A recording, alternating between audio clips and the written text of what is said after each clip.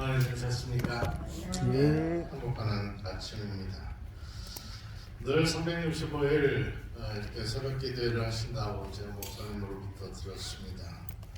늘 하시는 일이긴 하지만 이번 한 주일 동안에 우리 아침인데도 우리 찬양 지도하시는 분들, 또 피아노 반주하신 어르신, 또 우리 대표 기도해 주신 모든 분들 감사를 드립니다. 아멘. 이 시간에 우리 아모스 8장에 있는 말씀을 보도록 하겠습니다.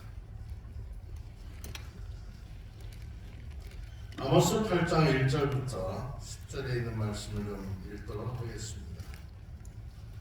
주 여호와께서 또 내게 여름실과 한 광주리를 보이시며 가라사대 아모스야 네가 무엇을 보느냐 내가 가로되 여름실과 한 광주리이다 하며 여호와께서 내게 이르시되 내 백성 이스라엘의 끝이 이르렀음즉 내가 다시는 저를 용서치 아니하리니 그날에 궁전의 노래가 애곡으로 변할 것이며 시체가 많아서 사람이 잠잠히 초췌히 내어 버리리라.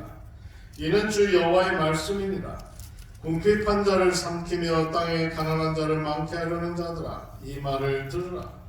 너희가 이르기를 월삭이 언제나 지나서 우리로 곡식을 팔게 하며 안식일이 언제나 지나서 우리로 밀을 내게 할고 에바를 잡게 하여 세계를 크게 하며 거짓 저울로 속이며 은으로 가난한 자를 사며 신한 켤레로 궁핍한 자를 사며 잿말을 팔자 하는도다.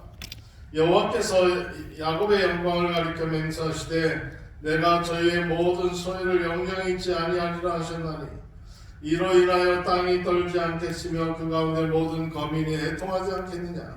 온 땅이 하수에 넘친같이 솟아오르며 애국강같이 뛰놀다가 낮아지리라.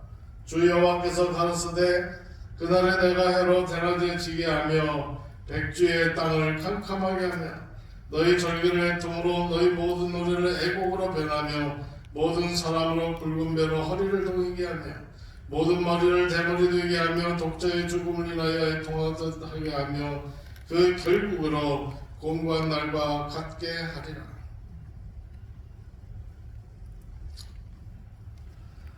여기 아모스 8장 2절에 보면 여름 쉴과 아모스야 내가 무엇을 보느냐 내가 가로되 여름 쉴과 한 광주리이다 하네 여호와께서 내게 이르시되 내 백성 이스라엘의 끝이 이르렀다.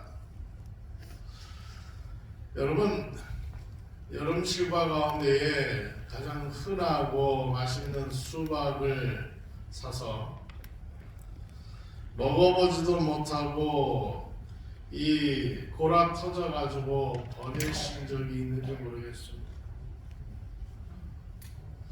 저는 겉으로 볼 때에 너무나 맛있게 보여가지고 그 수박을 사가지고 집에 왔었는데 먹지 못하고 너무나 많이 익어서 버린 적이 있습니다. 이 아모스 8장 2절에서 하나님께서 아모스에게 내가 무엇을 보느냐? 제가 여름 실과를 봅니다. 그리고 나서 이스라엘 백성들의 끝이 이르렀다. 여름 실과라는 말을 히브리어로 카이츠라고 하는 단어를 사용합니다. 근데 여기 끝이라고 하는 단어는 캐츠라고 하는 단어를 아주 비슷한 단어를 사용하고 있습니다. 그래서 하나님께서 이 여름 실과를 보여주시면서 끝이라고 하는 이 말씀을 하신 데에는 이스라엘 백성들이 영적으로 얼마만큼 나태해졌고 영적으로 얼마만큼 실패한 인생을 살아가고 있는지를 분명하게 지적하고 이스라엘 백성들의 현 상태를 좀 알았으면 좋겠다라고 하는 것을 설명하고 있는 말씀입니다. 이스라엘 백성들이 왜 끝장을 보게 되었을까? 첫째는 예배가 타락해서 그렇습니다. 그 다음에 두 번째는 목표가 타락해서 그렇습니다. 세 번째는 하나님의 은혜를 감사하게 여기지 못하는 마음 때문에 그렇습니다. 그러면 이 이스라엘 백성들이 왜 예배가 타락하게 되었을까? 아모스 8장 5절에서 너희가 이르기를 월삭이 언제나 지나서 우리를 곡식을 팔게 하며 안식일이 언제나 지나서 우리로 밀을 내게 할고. 여기 이스라엘 백성들은 한 달에 한 번씩 드리는 이 월삭이라고 하는 절기를 지켰습니다. 그리고 안식일도 지켰습니다. 겉으로 보기에는 아주 철저하게 신앙을 했고 누가 보아도 신앙이 참 좋은 사람이라고 하는 이야기를 들을 정도였습니다. 그럼에도 불구하고 성경 말씀은 이야기하기를 그렇지 못하다라고 이야기하고 있습니다.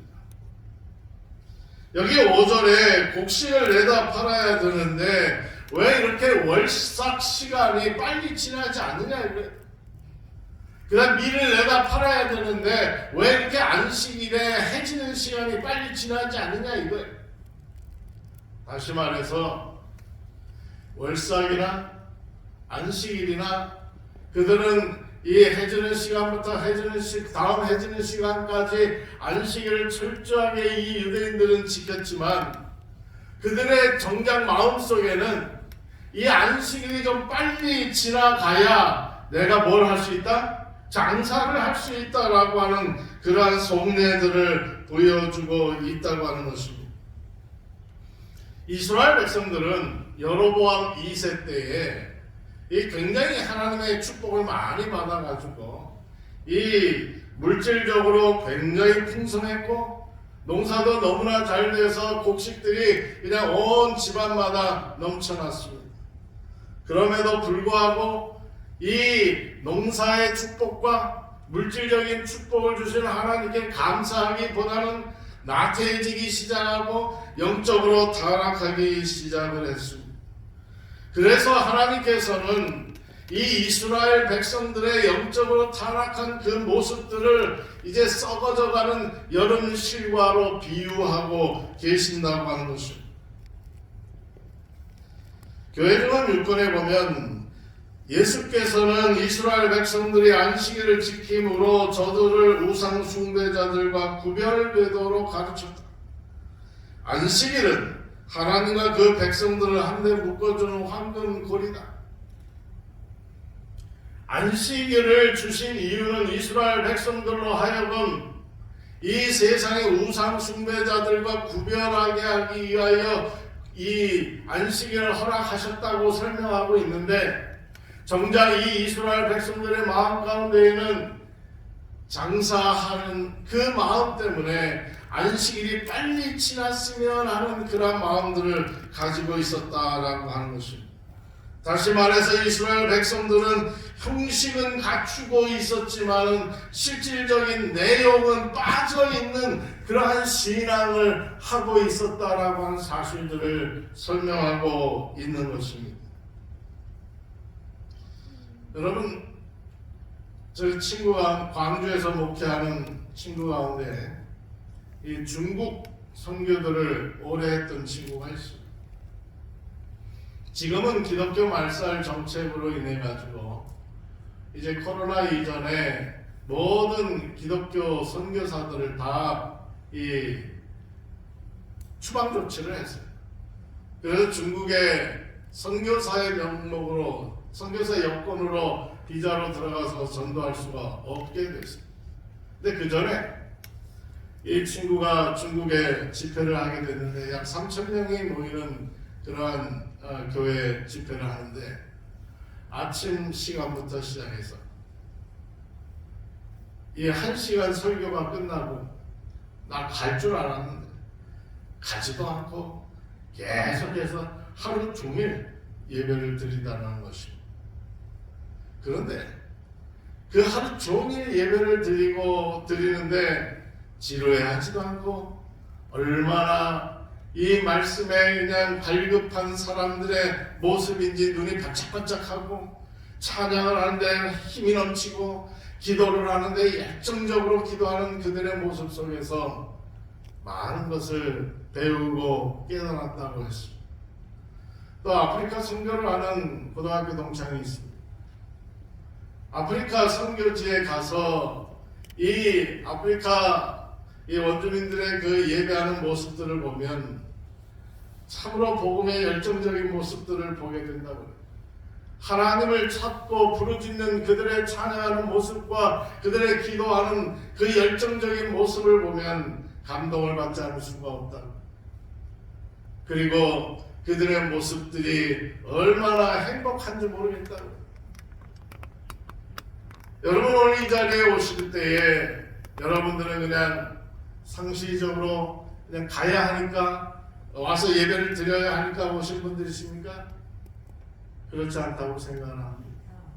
여러분의 마음 가운데 정말 오늘 내가 내 마음속에 하나님을 만나고 하나님을 향해서 내가 필요한 것들을 부르짖고 또 하나님께서 응답하시는 그러한 아름다운 것들을 경험하기 위하여 우리가 매일 이 자리에 나와서 정말 우리의 마음을 다해서 감사하고 우리의 마음을 다해서 기쁨으로 우리 하나님께 예배를 드릴 수 있다면 하나님의 축복들을 우리가 경험하면서 정말 다른 사람들과 달리 달라져가는 나의 모습들을 변화되어가는 내 모습들을 우리는 보게 될 것이라고 생각을 합니다.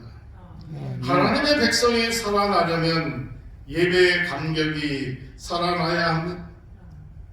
출애굽기 34장에 보면 시내산에 올라가는 하나님 명령에 따라서 시내산에 올라가는 모세의 모습이 그려져 있는데 출애굽기 34장 28절에 보면 이 모세를 부르신 하나님 앞에 모세는 떡도 먹지 아니하고 물도 마시지 아니하고 40일을 지냈다라고 기록하고 있습니다. 왜 성경은 이 모세가 물도 먹지 아니하고 떡도 먹지 아니하고 이 시간들을 보냈을까? 성경학자마다 해석의 차이는 있지만은 하나님과 교제하는 것이 너무나 좋아서 너무나 행복해서 물도 마시지 아니하고 떡도 먹지 아니하고 지내지 않았을까라고 해석하기도 합니다. 어쨌든 이 출애굽기 34장 29절과 30절에 보면 이제 그 하나님으로부터 이 십계명을 받아든 모세가 하산하는 장면들이 기록이 되어 있는데 얼굴이 광채가 너무나 눈부셔서 모든 백성들이 이 모세를 바라볼 수 없을 정도였다라고 성경은 기록하고 있습니다. 여러분 바로 이 모세의 얼굴을 바라보면서 두려움까지 느낄 정도의 모습들을 그들은 모세의 얼굴을 보면서 깨닫게 됩니다. 우리의 예배가 살아서 우리의 얼굴에 광채가 있다고 하면 우리의 마음 가운데 찬양이 넘쳐 흘러서 그 찬양이 다른 사람들을 감동시킬 수도 있다고 하면 또한 우리의 기도가 열정적으로 다른 사람들의 심령을 꿰뚫을 수가 있다고 하면 우리의 예배는 변화될 수 있고 우리의 마음도 변화될 수 있다고 생각을 합니다. 그리스도 우리의 의라고 하는 책 31쪽에 보면 우리 가운데에서 참된 경건의 부흥이 일어나는 것이 우리가 구해야 할 가운데 첫 번째 것이 되게 합니다. 여러분 이스라엘 백성들에게 있어서 하나님의 만나는 체험은 없고 껍데기만 남아서 결국은 썩은 과일처럼 되었다라고 하나님은 진단하시는 것입니다. 그러므로 예배가 살아야 합니다. 살아있는 예배를 통해서 우리는 건강한 믿음을 회복해야 합니다. 함께 있든 병실에 홀로 예배를 드리든 내 마음 가운데에 살아있는 예배가 되도록 우리는 마음의 준비들을 해야 한다는 것입니다. 두 번째로 목표가 타락했다라고 기록하고 있습니다. 이스라엘은 예배의 감격을 잃어버렸을 뿐만 아니라 장사하는 일에도 속임수를 쓰기 시작을 했습니다. 하나님의 백성임에도 불구하고 그들의 모든 이 초점들이 중심이 하나님에게서 나로 바뀌면서 그들의 모든 삶이 사기 행각을 하는 사람으로 바뀌어지는 모습들을 아모스 8장 5절에서 기록합니다. 에바를 작게 하여 세계를 크게 하며 거짓 저울로 속였다. 그리스도인의 사명이 무엇일까요? 이사야 60장 1절에 보면 일어나 빛을 발하라 라고 이야기하고 있습니다. 마태복음 5장 14절에 너희는 세상의 빛이라고 이야기하고 있습니다. 일어나서 세상을 비출 그러한 빛의 역할을 해야 할 그리스도인의 사명을 접고 사기 행각을 벌이는 이스라엘 백성들의 모습을 우리는 여기서 보게 되는 것입니다. 미국 스포츠 역사에 있어서 대단히 중요한 사건이 하나 있는데, 미국 사람들이 좋아하는 스포츠가 농구하고 미식축구입니다. 그런데 그 미식축구나 농구 혹은 야구 이러한 데에 흑인들이 등장한 것이 1947년입니다. 모든 경기를 통틀어서 이 흑인이 처음으로 등장한 것이 1947년인데 대부분의 이 농구의 한 선수의 80%가 흑인, 그 다음에 미식축구의 70%가 흑인, 야구의 17%가 흑인입니다. 그런데 제키 로빈슨이라고 하는 사람은 이 현재 LA 다저스의 전신인 브루클린 다저스에 1947년에 처음으로 이제 입단한 선수입니다. 그런데 여러분이 아시는 것처럼 그때는 인종차별이 대단히 심했던 때였습니다. 흑인들이 버스를 타면 앞자리에 앉지를 못했습니다. 항상 뒷자리에 가 있어야 했습니다. 그 다음에 화장실을 가도 흑인 화장실과 백인 화장실이 구분되어 있었던 때라고 했습니다. 그러한 상황 속에 여러분 흑인이 야구에 입단을 했으니 환영을 받았겠습니까? 전혀 환영을 받지 못했습니다. 그때 구단주였던 이 브랜치 리키라고 하는 사람이 이 제키 로빈슨을 불러가지고 내가 흑인으로서 인종차별을 감당할 수 있겠냐라고 물었습니다. 내가 해보겠습니다. 그때에 이 구단주가 이 제키 로빈슨 선수에게 준 책이 하나 있는데 예수 그리스도의 생애라고 하는 책입니다. 이 책을 주면서 꼭 읽어보고 예수처럼 살아야 된다고 다짐했습니다. 그러면서 네가 경기장에 들어갈 때마다 욕설과 야유가 있고 물건을 집어던지는 사람도 있을 것이다. 그러나 어떤 경우라도 감정적인 반응을 보이지 말아라. 네가 해야 할 것은 어떻게 해서든지 살아남아야 하는 것이다. 내가 흑인 전체의 명예를 걸고 뛴다고 하는 사실들을 명심해라. 이 제키 로빈슨은 정말 이 구단주의 그 말에 힘입어서 그런 어떠한 욕설과 어떠한 이 비난에도 불구하고 그 모든 것들을 수모를 참아가면서 그는 10년 동안에 그 브루클린 다저스에서 아주 유명한 선수가 되기 시작합니다. 그래서 1962년에 야구 명예 전당에 오르는, 그래서 그의 등번호 42번은 그래서 이 영구 결번이 되는, 그뿐만 아니라 영화로 42라고 하는 제목의 영화가 이 제키 로빈슨의 일대기를 그리는 영화가 만들어지고 상영이 되었습니다. 여러분, 오늘 우리도 마찬가지입니다. 하나님의 말씀을 붙잡고 각 분야에서 제대로 살아남아야 하는 것입니다. 한 사람의 변화는 많은 사람에게 영향을 끼친다라고 하는 것입니다. 특별히 영적인 부분에 있어서는 더 심각한 것입니다.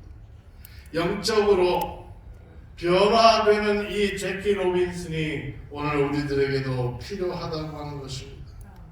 어제 아침에 말씀드렸던 그 2년 동안에 저와 함께 지냈던 무속인은 그가 이제 2년의 시간들이 지난 다음에 자기가 모셨던 산당의 모든 것들을 제가 심호하는 교회 화장실에 다 빠뜨렸어요. 그리고는 무속인의 삶을 정리했습니다. 제가 떠나면서 그분이 교회를 다니셨는지 소식은 제가 그 이후 소식은 듣지 못했지만 어쨌든 그가 하나님을 마음 가운데 믿고 변화해서 받아들이기로 결심을 했어요. 그리고 20여 년의 무속인의 삶을 살았던 한 분이 있습니다. 그분의 간증을 어느 날 그래서 재림교회에 다니게 되었는데 그분의 간증을 들었는데 그분의 간증 속에 이러한 이야기가 있어요. 가짜도 열심인데 왜 당신들은 진짜를 가지고 가짜처럼 살고 있습니까? 라고 하는 간증을 하시는 걸 제가 들었습니다.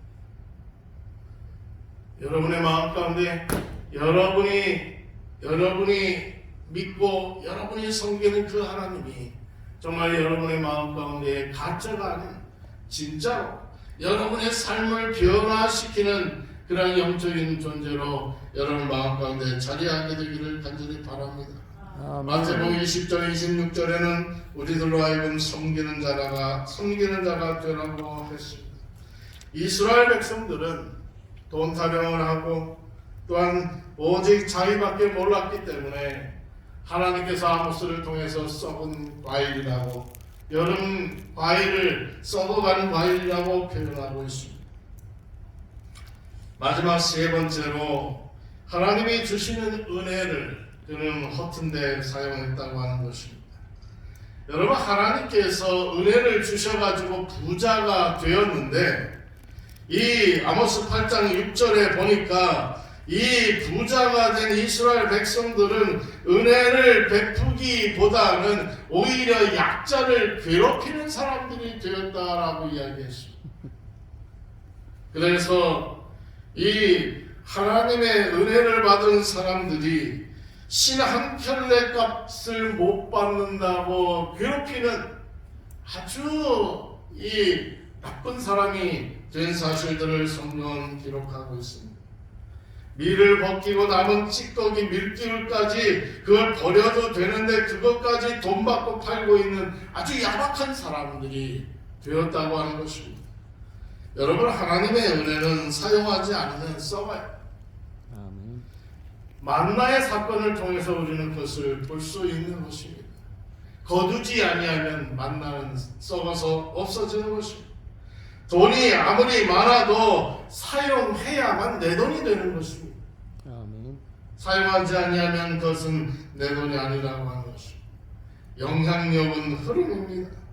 고인 것은 필요가 없다고 하는 것입니다. 필요한 곳에서는 쓰고 베풀면 진가가 나타나게 되어 있습니다. 그러므로 은혜 받은 사람은 달라져야 합니다. 하나님께서 많은 은혜를 주셨지만은 그 많은 은혜를 받고도 그것을 썩게 만든다고 하면은 그것은 바로 우리의 책임이라고 하는 것입니다. 어찌 보면 이곳에 와 있는 많은 환우들께서는 과거의 삶과 너무나 다르게 살고 있는 현재의 삶일 수 있을지 모르겠습니다. 그러나 힘들지만 달라져야 한다는 것입니다. 과거 우리의 예배와 과거 우리의 삶의 목표가 타락했던 이스라엘 백성들의 그 모습들을 답습해 가지 아니하도록 우리는 노력해야 할 것입니다. 제키 로빈슨처럼 승리해서 하나님의 은혜를 마음으로도 느끼고 몸으로도 느끼고 그래서 우리의 주변 사람들에게 또 우리의 만나는 동료들에게 하나님의 은혜를 나누고 또 그 은혜를 공유하는 귀한 믿음의 가족들이 되시기를 예전 간절히 바라면서 말씀 마치겠습니다. 아멘. 기도하겠습니다. 하늘에 계시는 고마우신 하나님, 오늘 이 아침 우리들에게 필요한 말씀들을 허락하시고 인해서 감사합니다.